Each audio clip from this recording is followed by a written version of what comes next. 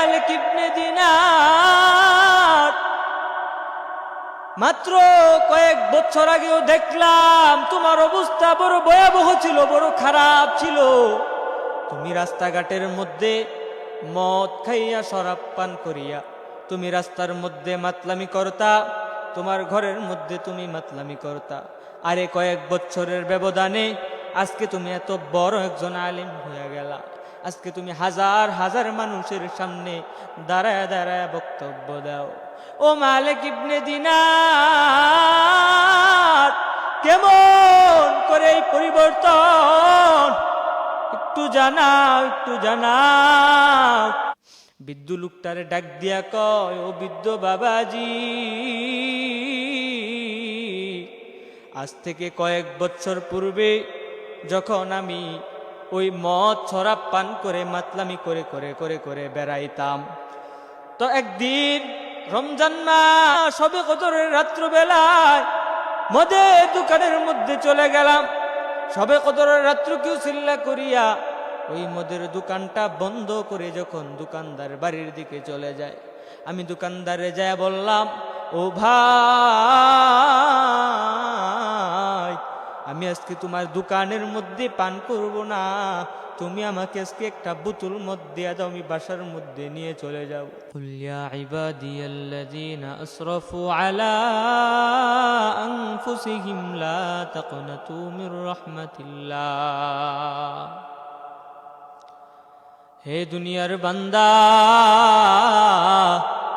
হে দুনিয়ার বান্দি, আল্লাহ পাক রব্বুল আলামিন পবিত্র কুরআনের মধ্যে জানায়া দেয়, হে বান্দা, হে বান্দি, যদি পাহাড় পরিমাণ গুনাহ তোমার হয়ে যায়, সাগরের পানির ফেনা পরিমাণ তোমার যদি গুনাহ হয়ে যায়, একটা বারের জন্য নিরাশ হইও না রে বান্দা, একটা বারের জন্য নিরাশ হইও না রে বান্দি। কারণ কি জানো, জানো, জানো, তোমার পাহাড় পরিমাণ গুনাহ লইয়া তুমি আমি আল্লাহর কাছে যদি একটা বার ক্ষমা চাও, যদি আমি আল্লাহর কাছে একটা বারের জন্য বলো, হায় আল্লাহ, জিন্দগি ভর শুধু গুনার গুনার গুনাহ করে কাটাইলাম, আজকে তোমার কাছে ক্ষমা চাই, তুমি আজকে আমার জিন্দগির সমস্ত গুনাহ কাদাগুলোকে মাফ করে দাও। ও আল্লাহ, আজকে আমি খাঁটি তাওবা করলাম, আর জিন্দগিতে গুনাহ করব না। হায় আল্লাহ, আমাকে ক্ষমা করে দাও।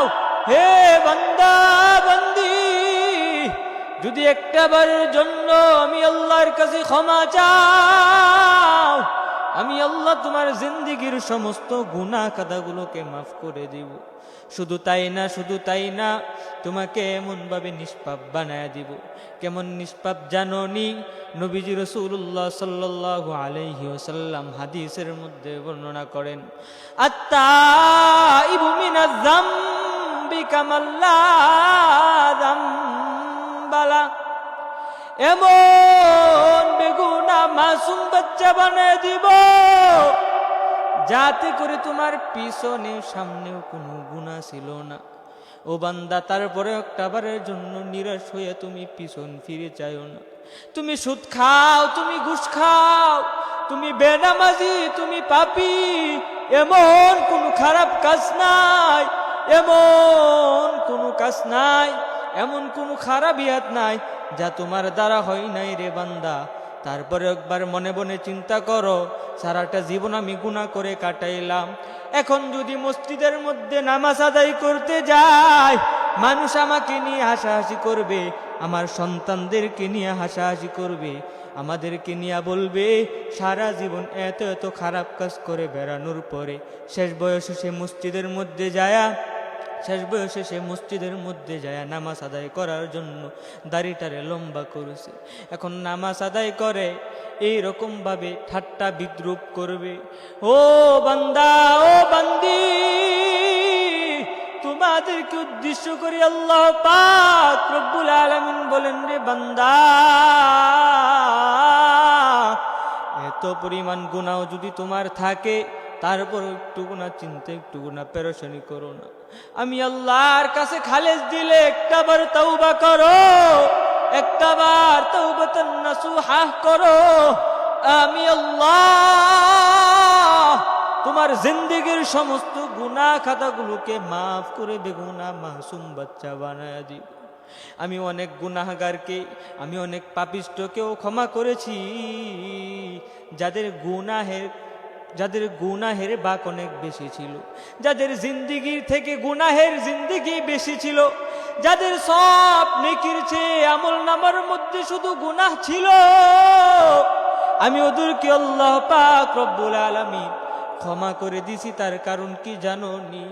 ওরা যখন কোনো রাস্তা খুঁজে পায় না, তখন আমি আল্লাহর দরবারে এসে হাজির হইয়া আমি আল্লাহর কাছে ক্ষমা চাই। আমি আল্লাহর কাছে যখন ডাক দিয়া বলে, বান্দা আল্লাহ, আমি ছাড়া তোমার বান্দার অভাব, কিন্তু তুমি ছাড়া আমার রবের বড় অভাব। ও মালিক, তুমি তো জান্নাতের মালিক, তুমি তো জাহান্নামের মালিক। শয়তানের ধোঁকা এবং ওয়াসওয়াসায় পড়ে আমি গুনাহ করেছি। হায় আল্লাহর গুনাহ করব না, মাফ করে দাও, মাফ করে দাও। এ বান্দা, আমি ওই বান্দাদেরকে ক্ষমা করে দিয়েছি, ওই বান্দীদেরকে আমি ক্ষমা করে দিয়েছি। শুধু ক্ষমা করে দেই নাই, এমনকি এক একজনকে বড় ওলি হিসাবে কবুল করে নিয়ে আসি। যেমন ছিলেন মালিক ইবনে দিনার রহমাতুল্লাহি আলাই। এমন বড় একজন বুজুর্গ, যার পিছনের ইতিহাসের মধ্যে খুব ভয়ঙ্কর ভয়ঙ্কর গুনাহের তাগিদ লেগে গেছিল। ওই মালিক বিন দিনার রহমাতুল্লাহি আলাই এত বড় বুজুর্গ হয়েছে, বুজুর্গ হওয়ার পরেও শুধু বুজুর্গই নয়, তাকে দেশ বরেণ্য একজন আলেম হিসাবেও কবুল করে নিয়ে আসেন আল্লাহ পাক রব্বুল আলামিন।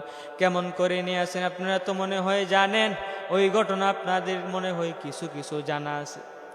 এক বিশাল সম্মিলনের মধ্যে মালিক বিন দিনার দাঁড়ায় গেছে। যখন দাঁড়ায় গেছে, সে বক্তব্য দেওয়ার জন্য যখন দাঁড়ায় গেছে, হঠাৎ করে নিচ থেকে একটা বয়স্ক লোক, একটা বৃদ্ধ মানুষ ওই মালিক বিন দিনারকে প্রশ্ন ছুড়ে দিলেন, হে মালিক ইবনে দিনার, মাত্র কয়েক বছর আগেও দেখলাম তোমার অবস্থা বড় ভয়াবহ ছিল, বড় খারাপ ছিল। তুমি রাস্তাঘাটের মধ্যে মদ খাইয়া, শরাব পান করিয়া তুমি রাস্তার মধ্যে মাতলামি করতা, তোমার ঘরের মধ্যে তুমি মাতলামি করতা। আরে কয়েক বছরের ব্যবধানে আজকে তুমি এত বড় একজন আলিম হয়ে গেলা। আজকে তুমি হাজার হাজার মানুষের সামনে দাঁড়ায় দাঁড়ায় বক্তব্য দাও। ও মালিক ইবনে দিনার, কেমন করে এই পরিবর্তন? একটু জানাও, একটু জানাও। বৃদ্ধ লোকটারে ডাক দিয়া কয়, ও বৃদ্ধ বাবাজি, আজ থেকে কয়েক বছর পূর্বে যখন আমি ওই মদ শরাব পান করে মাতলামি করে করে করে করে বেড়াইতাম, তো একদিন রমজান মাস সবে কদরের রাত্রবেলায় মদের দোকানের মধ্যে চলে গেলাম। সবে কদরের রাত্র কেউ চিল্লা করিয়া ওই মদের দোকানটা বন্ধ করে যখন দোকানদার বাড়ির দিকে চলে যায়, আমি দোকানদারে যায় বললাম, ও ভাই, আমি আজকে তোমার দোকানের মধ্যে পান করব না, তুমি আমাকে আজকে একটা বোতল মদ দিয়া দাও, আমি বাসার মধ্যে নিয়ে চলে যাব। কিন্তু দোকানদার আমাকে দিতে চায় না। আমি জোর জবরদস্তি করে হাতে পায়ে ধরে দোকানদারের কাছ থেকে একটা মদের বোতল নিয়ে যখন বাসার মধ্যে গেলাম, বাসার মধ্যে যাওয়ার পরে দরজা যখন খুললাম, দরজা খোলার পরে দেখলাম আমার স্ত্রী নামাজরত অবস্থা।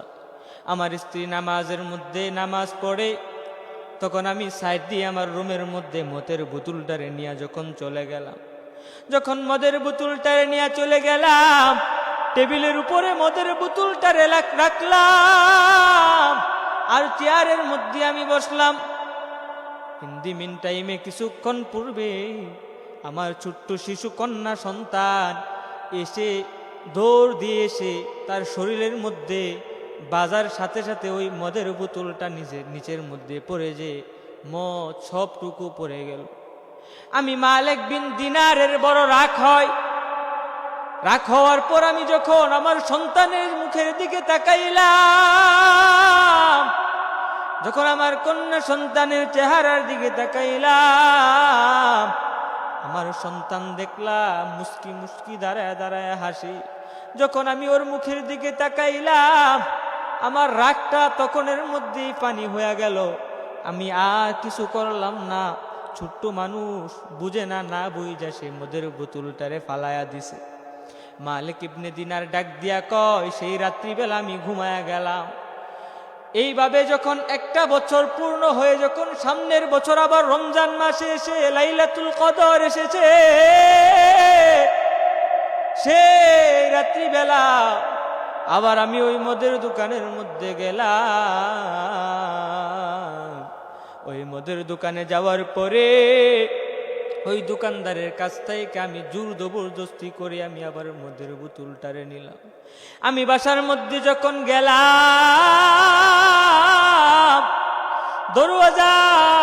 আমি দরওয়াজার মধ্যে নক করলাম। নক করার পরে দেখলাম দরজাটা খোলা। দরজাটা খোলার পর আমি ভিতরের মধ্যে প্রবেশ করলাম। দেখলাম আমার স্ত্রী নামাজরত অবস্থায়। তখন আমি আমার রুমের মধ্যে মদের বোতলটারে নিয়ে চলে গেলাম।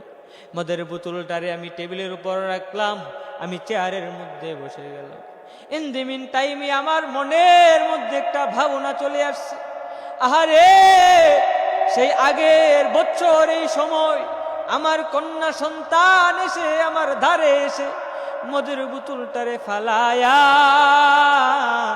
সব মদ নিচে ফালায়া দিছে। সেই রাত্রিবেলা আমি ঘুমিয়ে গেছিলাম, আমি আর সেই রাত্রিবেলা মদ পান করিনি। কিন্তু দুঃখের বিষয়, কত কয়েকদিন পূর্বে আমার ওই কন্যা সন্তানটা দুনিয়া ছেড়ে চলে গেছে। এই কথা বাবার পরে মালিক বিন দিনার রহমাতুল্লাহি আলাইহি মনের মধ্যে যখন একটা চিন্তা আসলো, মনের মধ্যে একটা ভয় ঢুকে গেল। সেই দিনও মদ না খেয়ে মদের বোতলটারে বাইরে ফালায়া দেয়। মদের বোতলটারে যখন বাইরে ফালায়া যায়, মালিক বিন দিনার সেই রাত্র বেলাও বিছানার মধ্যে যায়া ঘুমায়া পড়লেন। যখন মালিক বিন দিনার ঘুমায়া গেলেন, হঠাৎ করে স্বপ্নের মধ্যে দেখলেন এক বিশাল বড় জঙ্গলের মধ্যে আমি মালিক বিন দিনার একা, আর আমার পিছু এত বড় ভয়ঙ্কর, এত বড় একটা অজগর সাপ আমি মালিককে তাড়া করে। আমি মালিকের পিছু পিছু করে আমাকে দৌড়ায়। আমি সেই সাপটার ভয়ে আমি সামনের দিকে যখন দৌড়াই, দৌড়ানোর পরে আমি যায়া দেখলাম একটা বৃদ্ধ লোক লাঠির মধ্যে ভর দিয়া দাঁড়ায় রয়েছে। ওই বৃদ্ধ লোকটা যখন লাঠির মধ্যে ভর দিয়া দাঁড়ায়, আমি মালিক বিন দিনার যায়া বললাম, ও বৃদ্ধ বাবাজি, আপনি আমার একটু সাহায্য করে, আমার পিছনে এত বড় একটি সাপ, যার কারণে আমার পিছু দাওয়া করতেছে, যার কারণে আমি সামনে দিকে দৌড়াইতেছি। ওই বৃদ্ধ লোকটা ডাক দিয়া কইরে, আল্লাহর বান্দা,